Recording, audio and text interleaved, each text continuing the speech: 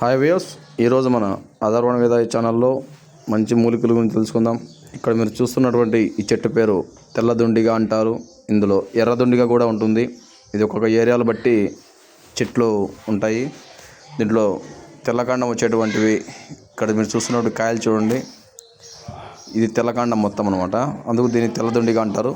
దీంట్లోనే ఆకులు కొంచెం ఎరుపు వర్ణంలో వచ్చి ఎర్రకాండం వస్తే ఆ చెట్టు పేరు ఎర్రదొండిగా అని అంటాము. ఈ యొక్క మూలికలు మనం ఎక్కువగా సిద్ధ వైద్యంలో వాడతారు. అలాగే మన మూలికా వైద్యంలో కూడా చాలామంది అనుభవ వైద్యులు వాడతారు.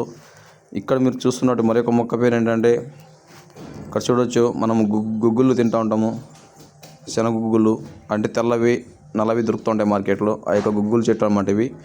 చూడండి, ఇక్కడ ఎక్కువ పొలాలన్నీ అవే ఉన్నాయి. ఇక్కడ చూసినా కూడా. అలాగే మనం చూడవలసినటువంటి మరి ఒక మొక్క కూడా ఏంటంటే నల్లతుమ్మ చెట్టు అనమాట. ఈ యొక్క చెట్టు ఆకులు కానీ కాయలు కానీ పూలు కాయలు అలాగే చెట్టు వేరుబెరడు ఇవన్నీ కూడా బంక తీసుకొని మగవారి ధాతు పుష్టికి అంగస్తంభన సమస్యలకు చాలా అద్భుతమైనటువంటి మొక్క అన్నమాట. ఈ యొక్క మొక్కను కూడా మనము ఇక్కడ మీకు చూపిస్తాం, చూడొచ్చు. ఈ యొక్క పల్లెలు కూడా దీంట్లో కూడా మనకు నల్లతుమ్మ తెల్లతుమ్మ అని రెండు రకాల మొక్కలు ఉంటాయి. ఇక్కడ మీరు చూస్తున్నట్టు ఈ మొక్క పేరు నల్లతుమ్మ చెట్టు. దీని ముళ్ళులు చూడండి ఎంత సన్నగా ఉంటాయో, సన్నగా పొడుగ్గా ఉంటాయి. చిన్నపిల్లలు ఈ చెట్ల దగ్గరికి వెళ్ళకూడదు. ఇవి గుచ్చుకున్నా కూడా గాయం చాలా నొప్పిగా ఉంటుంది అన్నమాట. చాలా రోజులు బాధపడాల్సి వస్తుంది. కాబట్టి ఈ యొక్క చెట్టును జాగ్రత్తగా మీరు పరిశీలించండి. పిల్లలను మీ పంట పొలాల దగ్గర ఉన్నా కూడా చెట్టు దగ్గర వెళ్ళకుండా చూడండి. అలాగే ఇక్కడ మీరు ఈ చెట్టు కాయలు చూడొచ్చు, ఏ విధంగా ఉన్నాయి చూడండి. మనకు పొడుగుగా చిన్న చిన్న గోళీలు మనం కడితే ఎలా ఉంటుందో ఆ విధంగా షేప్లో ఉన్నాయి. మీకు దగ్గరగా చూపించడానికి కొన్ని కాయలు సేకరించి చూపిస్తున్నాము, చూడొచ్చు. ఇవి నల్లతుమ్మ కాయలు అంటారన్నమాట.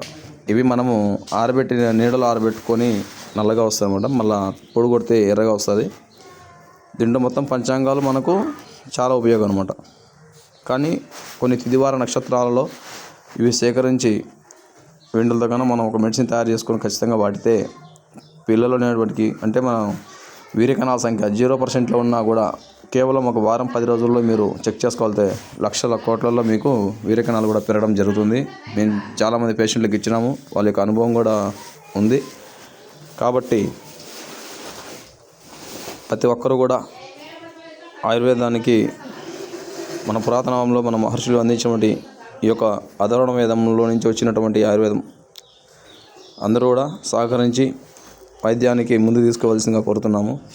అలాగే మీ గ్రామాలలో దొరికేటువంటి చిన్న చిన్న మొక్కలు అనమాట.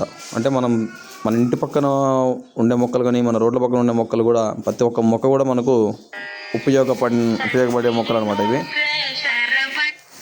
కాబట్టి ఈ యొక్క మొక్కలు మీకు చూపించడానికి మా యొక్క చిన్ని ప్రయత్నం.